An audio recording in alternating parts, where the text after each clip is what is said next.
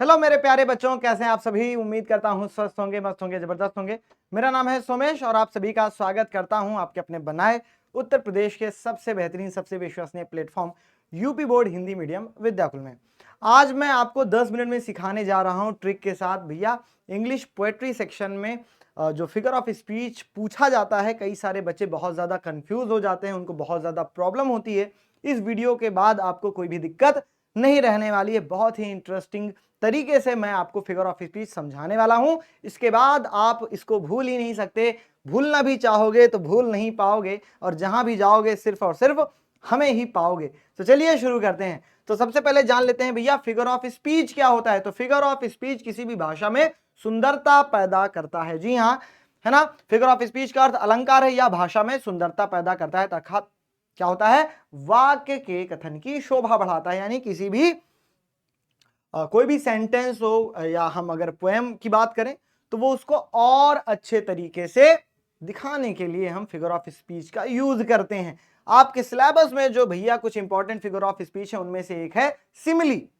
अब सिमिली को याद करने का सबसे अच्छा तरीका यह है भैया, यहां पर लाइक एज और सो जैसे शब्द आते हैं। क्या आता है भैया?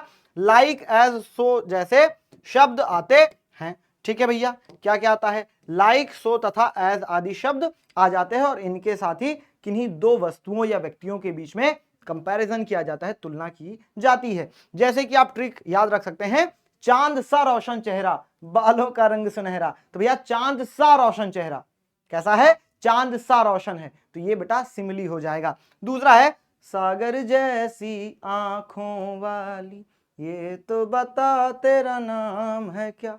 तो उसकी आंखें कैसी हैं? सागर जैसी हैं। तो यहां पर जैसी शब्द आया है। ठीक है, चलिए तीसरा क्या है? बहती हवा सा था वो। कैसा था? बहती हवा सा था, तो यहां सा शब्द आ गया है। तो इस प्रकार आप याद कर सकते हैं। अगर हम इंग्लिश की बात करें तो लाइक, सो तथा एज जैसे शब्द के साथ दो व्यक्तियों या वस्तुओं के बीच में तुलना की जाती है, कंपैरिजन किया जाता है। जैसे यहां पर आप एग्जांपल देखेंगे, as slow as a sloth, इतना आलसी, इतना धीमा जितना कि भैया स्लॉथ है। तो यहां पर भी एज शब्द आया है। As busy as a bee, तो एज वाले शब्द आ जाएंगे। ठीक है, लाइक वाले शब्द आ जाएंगे। My cousin chatters like a monkey, तो भैया वो कैसे बात करता है, कैसे वो बोलता है? चैटर्स लाइक अ मॉन्की, तो बंदरों की तरह बड़बड़ाता रहता है, बात करता रहता है। तो यहां पर लाइक शब्द आया है। ठीक है, Kitty is as proud as a peacock, तो वो इतनी घमंडी है जितना कि पिकॉक होता है। तो अगर कहीं भी लाइक एज और सो जैसे शब्द आ जाएं, लाइक एज और सो जैसे शब्दों के साथ किन्हीं भी दो व्यक्तियों वस्तुओं के बीच में तुलना की जाए तो वहां पर सिमिली हो जाएगा। दूसरा समझते हैं भैया मेटाफर। तो यहां पर भी दो चीजों के या दो व्यक्तियों के बीच में तुलना की जाती है, लेकिन यहां पर लाइक, एज और सो जैसे शब्द नहीं आते हैं। जैसे कि यहां पर मेरे सामने वाली खिड़की में एक चांद का टुकड़ा रहता है, तो चांद का टुकड़ा कहा गया है, तो ये मेटाफर हो जाएगा। अगर चांद सा टुकड़ा कहा गया होता तो सिमली हो जाता। क्यों? ट्रिक बहुत आसान लगी कि नहीं? बहुत ही अलग तरीके से। चंदा है तू, मेरा सूरज है तू, तो चंदा जैसा नहीं कहा गया है, सीधे सीधे कह दिया गया है कि चंदा है तू, मेरा सूरज है तू। तो सूरज कह दिया गया, चंदा कह दिया गया। यानी तुलना यहां पर चंदा से की गई है, सूरज से की गई है, लेकिन लाइक, एज, सो जैसे शब्दों का प्रयोग नहीं करा गया है। तो ये क्या हो जाएगा? ये बेटा हो जाएगा मेटाफर। ठीक है, जैसे लिखा है my mom has a heart of gold, उनके पास क्या है? सोने का दिल है। सोने जैसा नहीं कहा गया, सोने का दिल है। ठीक है, my friend sister Sharon a night all, तो वो क्या है? रात की उल्लू है ना। उल्लू जैसी नहीं कहा गया, सीधे सीधे उसको रात का उल्लू कह दिया गया। ठीक है, Dilip has a stone heart, तो पत्थर दिल है उसके पास। पत्थर जैसा दिल नहीं, पत्थर का दिल है, सीधे सीधे कह दिया गया। तो ये क्या हो गया? ये मेटाफर हो गया। आगे चलते हैं।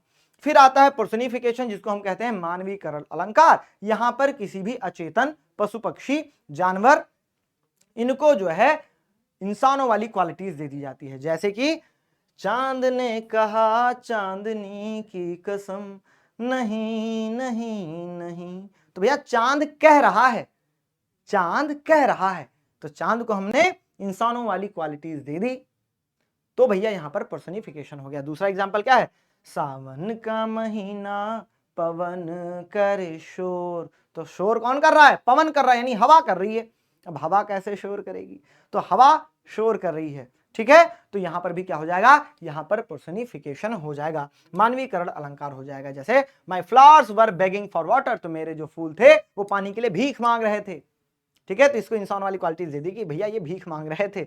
The cactus saluted those who drove past, तो कैक्टस यानी नागफनी का जो पौधा था उसने सबको सैल्यूट करा, सबको क्या करा? सैल्यूट करा, जो भी वहां से गुजरे। तो भैया सैल्यूट कौन करता है? इंसान करते हैं। तो इस प्रकार से इसको इंसान वाली अगर क्वालिटीज दे दी जाए तो वहां पर पर्सनिफिकेशन हो जाएगा। फिर आगे बढ़ते हैं, आता है एपोस्ट्रॉफी। ये होता है संबोधक अलंकार। जब हम किसी भी मृत, अनुपस्थित या अचेतन जो वस्तु होती है, कोई भी जानवर हो, जब हम उसको क्या करते हैं? संबोधित करते हैं, तो वहां पर एपोस्ट्रॉफी आ जाता है। जैसे कि क्या है? मैंने पूछा चांद से कि देखा है कहीं मेरे यार साहसी। मैंने पूछा चांद से, तो मैं चांद को संबोधित कर रहा हूं, पूछ रहा हूं कि भाई देखा है कहीं मेरे यार सा हंसी। तो मैं चांद से पूछ रहा हूं, उसको संबोधित कर रहा हूं। या आप बोल दें कि मृत्यु मुझे तुम्हारा भय नहीं है, तो आप मृत्यु को संबोधित कर रहे हैं।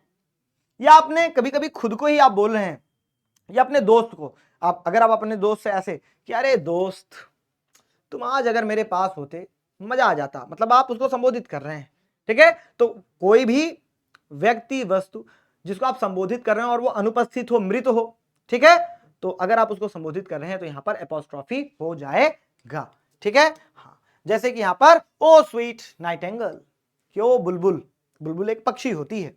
सिंग मी अ सॉन्ग, मेरे लिए गीत गाओ, ऑफ लव एंड लॉन्जिंग, प्यार मोहब्बत चाओ, है ना, वाला कोई गाना गाओ। तो ये बुलबुल से कह रहे हैं कि गाना गाओ, ठीक है। तो संबोधित कर रहे हैं। ओ माइटी ओशियन, ओ भैया कौन? माइटी ओशियन, शक्तिशाली गहरे समुद्र। How vast and deep you are, तुम कितने बृहद और तुम कितने विशाल हो। तो ये उसको कह रहे हैं तुम कितने विशाल हो, कितने बृहद हो। तो ये उसको संबोधित कर रहे हैं, तो यहां पर एपोस्ट्रॉफी हो जाएगा। आगे बढ़ते हैं, आता है हाइपरबोला, यानी अतिशयोक्ति अलंकार। किसी भी चीज को बहुत ही बढ़ा चढ़ा करके या फिर घटा करके जब प्रस्तुत किया जाए तो वो हाइपरबोला कहलाता है। जैसे कि तू जो कह दे तो चांद तारों को तोड़ लाऊंगा मैं, इन घटाओं से उन फिजाओं को मोड़ लाऊंगा मैं। तो भैया ये कि चांद तारों को तोड़ लाऊंगा मैं, अरे तुम्हारे मतलब आसपास में कोई फूल है क्या ये जो तुम तोड़ लाओगे। तो भैया बहुत बढ़ा चढ़ा करके इस चीज को कहा जा रहा है। तो यहां पर क्या हो जाएगा? यहां पर हो जाएगा दोस्त हाइपरबोला। जैसे my brother is stronger than iron, मेरा जो भाई है वो लोहे से अधिक शक्तिशाली है। तो यानी बहुत ज्यादा फेंक फाक दिया गया, मतलब बहुत ज्यादा बात को बढ़ा चढ़ा करके बताया गया। She is my guardian angel, कि वो मेरे लिए फरिश्ता है। तो भैया फरिश्ता यानी भगवान, भगवान की दूत। तो ये भी बहुत बढ़ा चढ़ा करके इस बात को कहा गया है। रिवर ऑफ ब्लड फ्लोड, यानी कि खून की नदियां बह गईं इन द बैटल, युद्ध के मैदान में भैया खून की नदियां बह गईं। तो खून की नदी कैसे बह सकती है? तो इस बात को बहुत बढ़ा चढ़ा करके प्रस्तुत किया गया है। और जब किसी भी बात को बहुत बढ़ा चढ़ा करके प्रस्तुत किया जाए तो वहां पर आ जाता है क्या? वहां पर हो जाता है बेटा हाइपरबोला। आगे बढ़ते हैं, फिर आता है बेटा ऑक्सीमोरॉन। ऑक्सीमोरॉन मतलब विरोधाभासी अलंकार। यहां पर क्या होता है? यहां पर भैया दो विरोधी अर्थ वाले शब्दों को जोड़ने के लिए क्या आता है, यानी कि यहां पर दो विरोधी अर्थ वाले शब्द जुड़े हुए होते हैं। जैसे तू ही हकीकत ख्वाब तू ही है दरिया प्यास तू ही दिल की बेकरारी तू सुकून। क्या कह रहे हैं? तू ही हकीकत, तो रियलिटी भी कह रहे हैं और कह रहे हैं भैया ख्वाब तू। तो दोनों क्या है? एक दूसरे के विरोधी हैं। तो एक तरफ तो रियलिटी, एक तरफ इमेजिनेशन, ड्रीम। तू ही है दरिया प्यास तू, है ना। तो भैया प्यास भी उसी को बता रहे हैं और समुद्र भी उसी को कह रहे हैं, ठीक है। तो ये विरोधी अर्थ वाले शब्द एक साथ जुड़े हुए हैं, तो वहां पर हो जाता है ऑक्सीमोरॉन। जैसे कि यहां पर क्या है? It is an open secret, ये क्या है? खुला रहस्य है। तो अगर भैया सीक्रेट है, रहस्य है, तो वो खुला कैसे हो सकता है? अगर खुल गया तो वो रहस्य नहीं है। तो ये दोनों विपरीत अर्थ वाले शब्द हैं जो जुड़े हुए हैं। Life is a bitter sweet, तो जीवन क्या है?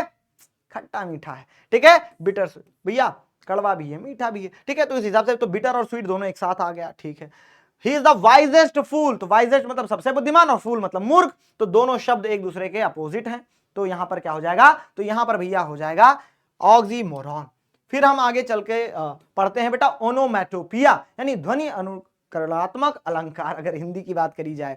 यहां पर क्या है, शब्दों का निर्माण तथा उपयोग उनसे संबंधित वस्तुओं या क्रियाओं की ध्वनि से होता है, ध्वनि के अनुकरण के द्वारा होता है। यानी कि जहां कहीं भी साउंड की बात होगी वहां पर ओनोमैटोपिया हो जाएगा। जैसे कि नाचू मैं आज छम छम छम, तो यहां भैया नाचने की आवाज है छम छम छम, ठीक है, साउंड की बात हो रही है, ध्वनि की बात हो रही है, तो यहां पर ओनोमैटोपिया। फिर क्या है, ये जो तेरी पायलों की छन छन है, तो छन छन क्या है, पायलों की छन छन है, तो साउंड की बात हो रही है, तो क्या हो जाएगा ओनोमैटोपिया। टिप टिप बरसा पानी, पानी कैसे बरसा, टिप टिप बरसा, तो ये पानी के गिरने की आवाज है, साउंड है, तो यहां पर ओनोमैटोपिया यानी कि भैया ध्वनि अनुकरणात्मक अलंकार। जैसे दैट थंब यानी कि उसकी जो थपकी थी, वो जो थपकी थी, थपकी क्या मतलब आवाज, ऐसे थपकी, ठीक है, मेड अस जंप, तो उसकी वजह से हम कूदे, ठीक है।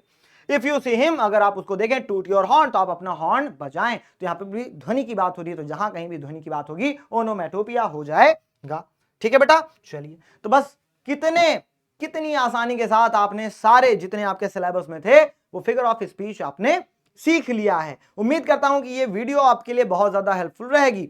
अगर ये वीडियो से आपको कुछ भी सीखने को मिला हो तो आप इस चैनल पर आए हो, नए हो या पुराने हो, तो इसको सब्सक्राइब करना ना भूलें, इस वीडियो को शेयर कर दें और कमेंट सेक्शन में आप अपने प्रीशियस कमेंट्स जरूर करें ताकि हमें भी पता चले कि आपको इस क्लास में कितना मजा आया। मिलते हैं आपसे अगली क्लास में। Thank you very much. जय हिंद, जय भारत।